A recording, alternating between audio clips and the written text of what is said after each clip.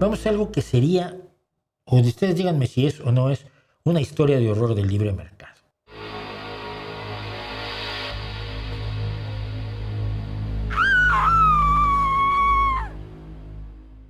Una de las cosas a las que más le temen los verdaderos ricos, los dueños de las cosas, los dueños de las empresas, los accionistas de las empresas, pero luego a veces no conocen no hay dueños ya.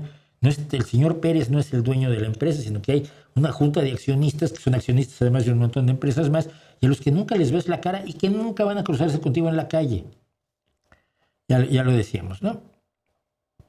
Pero una de las cosas que más les molesta es la idea de aumentar sueldos.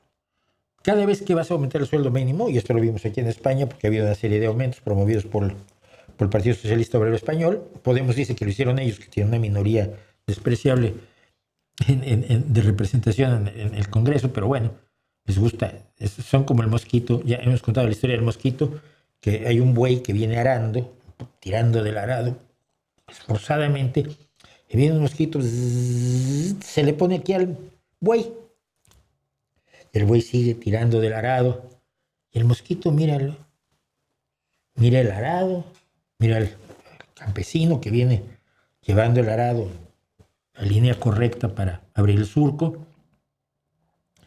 No me acuerdo por qué era argentino el mosquito, es que me lo contó un argentino. Y de pronto el mosquito se voltea y dice, che, güey. Y el güey le dice, ¿qué pasa, mosquito? Qué duro que estamos arando, ¿eh?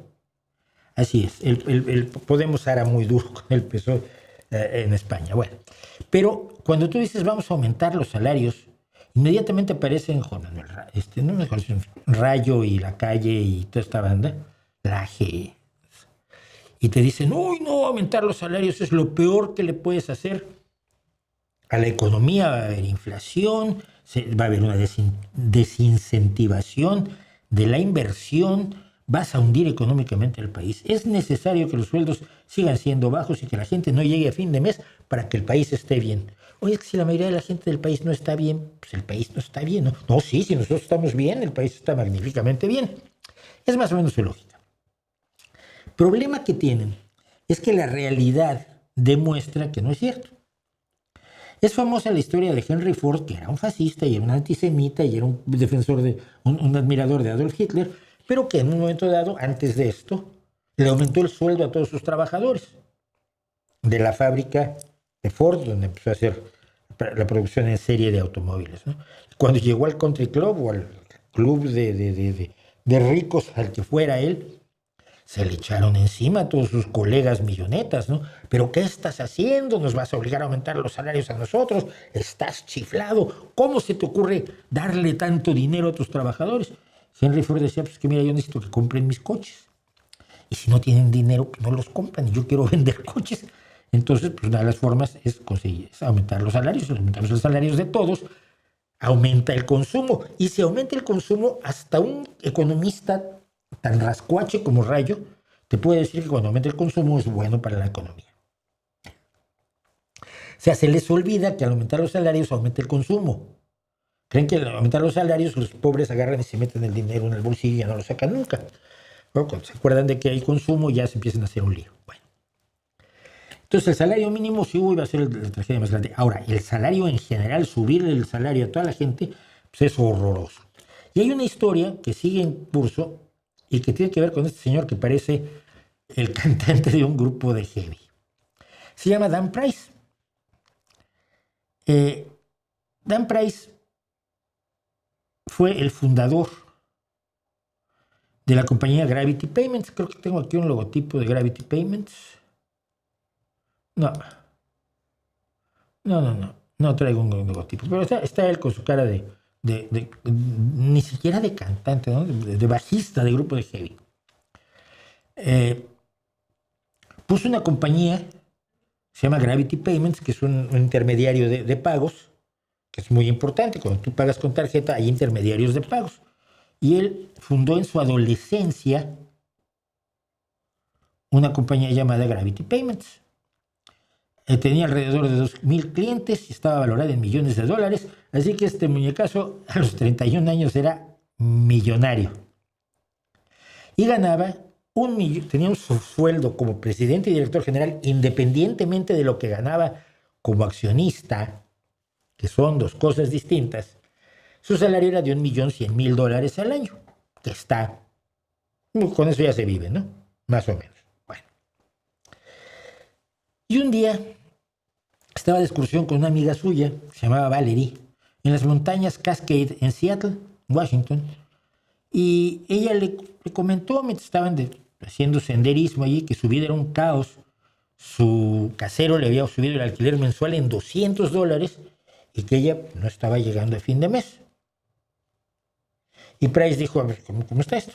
Tú has estado, Valerie había estado 11 años en el ejército, había estado 2 veces en Irak, y en Estados Unidos esto vale muchísimo, aunque a ti te parezca horroroso. Es decir, había estado haciendo lo que su país le ordenaba. Nuestro problema es con el gobierno, no con los soldados, y esto yo lo aprendí desde Vietnam. Tengo muchos amigos, o tuve muchos amigos, creo que todavía no, hay alguno que anda por ahí como el loco Patterson. Tuve muchos amigos que fueron veteranos de Vietnam. Y Valerie estaba trabajando 50 horas a la semana en 2 empleos y no llegaba a fin de mes.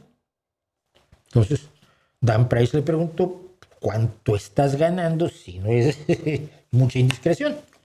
Y Valerie le dijo, no, pues unos $40,000 al año. Y aquí en Seattle no es suficiente para pagarse una casa decente y para vivir correctamente. A Price le molestó mucho que el mundo se hubiera convertido en un lugar así. Probablemente se estaba dando cuenta por primera vez que el mundo siempre había sido así, pero bueno. El chiste es que al estar hablando de esto y al estar hablando de que él ganaba $1.100.000, de 40,000 a 1.100.000, hay una brecha enorme. Valerie le dijo que tu personal debe estar pasando por las mismas. ¿Cuánto gana tu personal? Y dijo, pues no lo suficiente, ¿no? Más o menos como tú. Entonces, él aparte había leído un estudio de unos economistas, este es Daniel Kahneman y otro Angus Deaton, del que no tengo foto, que analizaban cuánto dinero necesita un estadounidense para ser feliz, para vivir dignamente. Y las cuentas le salían más o menos en $70,000 al año. Ojo, nada de esto es aplicable a Europa, porque en Europa vives muy bien con un salario inferior. Pero Estados Unidos, este es un caso exclusivamente de Estados Unidos. Así que hace 5 años, Dan Price decidió establecer como salario mínimo para sus empleados $70,000 al año. Para ello, se redujo un sueldo de $1,000,000. Solo está ganando $100,000 al año, más lo de las acciones, más los dividendos de las acciones que se reparten cada año en las juntas de accionistas, como usted seguramente sabe o debería saber, pero que generalmente la gente no sabe cómo funcionan las empresas. Entonces, pues, él ganaba 100,000, sus trabajadores ganaban 70,000, y los que estaban a su alrededor dijeron, el pelo te está haciendo daño, te estás volviendo hippie, vas a hundirnos, ¿cómo crees? La empresa se va a ir a la mierda. La gente, claro, ahora se van a volver vagos porque lo estás llenando de dinero. Es bastante ilógico, por cierto, ¿no? Cuando alguien te paga bien, tú te vuelves más fiel a la empresa. Pues, oye, me va a pagar mejor que todos los demás, pues ¿qué quieres que tengo que hacer? Voy a hacer muy bien mi trabajo. Bueno, ¿qué pasó? La plantilla de empleados de Gravity Payments se duplicó y el valor de las transacciones que procesa la firma en 5 años pasó de $3,800 millones anuales a $10,200 millones, haciendo que se preguntaran si era el mejor jefe de los Estados Unidos. Dan Price decidió pagarle a todos sus 120 empleados al menos $70,000. Los hombres adultos lloraron, las ganancias subieron y las cosas se volvieron bastante extrañas. Things got really crazy. Hay otras métricas de las que Price está todavía más orgulloso. Antes de adoptar la medida de pagar un salario anual mínimo de $70,000, en el equipo nacían entre 0 y 2 bebés al año, explica el jefe. Y esto lo contaba la BBC, que fue el documental primero que vi yo sobre el tema. Es decir, cuando no llegas a fin de mes con tu pareja, si vamos a tener bebés, no, espérate, luego, cuando mejoren las cosas, el día que me den un aumento, sí, ¿no? Desde el anuncio, en estos 5 años han nacido más de 40 bebés. de 2 al año, serían 10 en 5 años, a 40, o sea, quizás Elon Musk lo que tiene que hacer es pagarle mejor a la gente de Tesla. Según Price, según el propio greñudo más del 10% del personal de la compañía ha podido comprar casa propia en una de las ciudades más caras de Estados Unidos, sobre todo que son las más caras para quienes pagan el arriendo. La cifra era inferior al 1%. Esto aumenta el precio de la vivienda. Sí, es muy difícil controlar el precio de la vivienda. Al final acabas teniendo que hacer cosas como las que se están haciendo ahora en España con la nueva ley de vivienda, ¿no? Entonces, o sea, ciertas zonas de las ciudades se declaran tensionadas. Y si están tensionadas, pues mira, si tú le alquilas a jóvenes, te perdono impuestos. O sea, finalmente el gobierno acaba teniendo que pagar. O te doy estímulos para que construyas. Ahora, si le aumentáramos el sueldo a todos ellos, pues entonces ya podrían pagar el alquiler. Junto con cientos de cartas de apoyo y portadas de revistas que lo etiquetaron, como dice aquí, el mejor jefe de los Estados Unidos, muchos objetaron lo que veían como una declaración política. ¿Qué creen que lo llamaron? El tío ganaba $1 millón. Es el accionista principal de una empresa que procesa miles de millones de dólares en pagos. Es el capitalista por excelencia. ¿Cómo creen que lo llamaron? ¡Comunista! Ah, es comunista.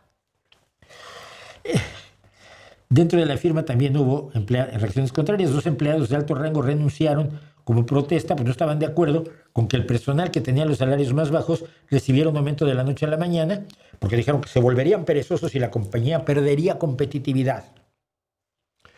Que es absurdo. A mí me pasó una vez, y se los voy a contar. No estaban llegando a fin de mes como debería, y entonces a la empresa de Estados Unidos, una agencia para la que yo trabajaba, les dije, oye, la facturación está como está, y además el euro está bajando en su cotización respecto del dólar, y entonces con esto yo estoy perdiendo dinero. Y yo quería más trabajo. Y lo que recibí fue la respuesta del vicepresidente de la compañía que dijo, solo te podemos aumentar el 13%. Yo es que, pues yo no te pedí un aumento, yo te pedí más trabajo. Sí, ya, pero bueno, nos conviene que estés con la empresa, te aumentamos el 13%. Oye, pues muchas gracias. A fines de 2025, hace pocos meses, Gravity Payments está floreciendo. Sus ingresos han aumentado en 650%, su personal se ha duplicado a más de 200, eran 120 decíamos, y la política de salarios mínimos de hoy en Gravity Payments es de $80,000 al año. La compañía tiene una alta retención de empleados de alta calidad y ha navegado con éxito la pandemia con 0 despidos y aumentando su base de clientes de negocios independientes.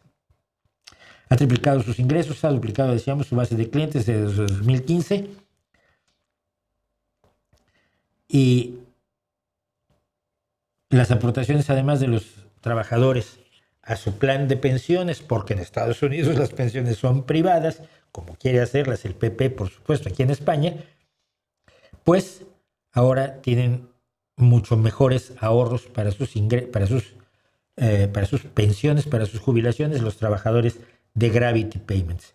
Pregúntame si hay bofetadas en la fila para ser contratado por Gravity Payments cuando hay una vacante. Es una historia de horror del libre mercado. Lo que pasa es que es distinta de las otras historias de horror del libre mercado que ya hemos contado por aquí. ¿Qué es mejor, subir los sueldos trabajando al mismo tiempo o disminuir la jornada de trabajo por el mismo sueldo? Lo que quieran los trabajadores, ¿no? La jornada de trabajo se va reduciendo porque tienes elementos que te lo permiten. Pero aunque se reduzca la jornada de trabajo, necesitas más ingresos para vivir dignamente. Todas las legislaciones suelen decir que el salario debe ser remunerador, es decir, que no sea el mínimo de la supervivencia a nivel medieval, sino que te permita una vida digna el disfrute de la vida familiar y el disfrute del ocio y la diversión y el esparcimiento. Ese es un salario remunerador. Cubre tus necesidades básicas de alimentación, de ropa, de casa, de electrodomésticos. Yo creo que Internet ahora es un derecho humano básico, debe considerarse un servicio básico, y que aparte de eso te permita tener una vida de ocio, que te permita disfrutar tu tiempo libre. Todas las legislaciones hablan de un salario remunerador, pero es dificilísimo hacerlo efectivo cuando tienes enfrente a ricos tontos. Ricos a los que aquí ya les demostramos por qué les conviene que se acabe la pobreza, y que hechos como el de Price les demuestran que es conveniente aumentar los sueldos aunque les parezca visceralmente que no es buena idea.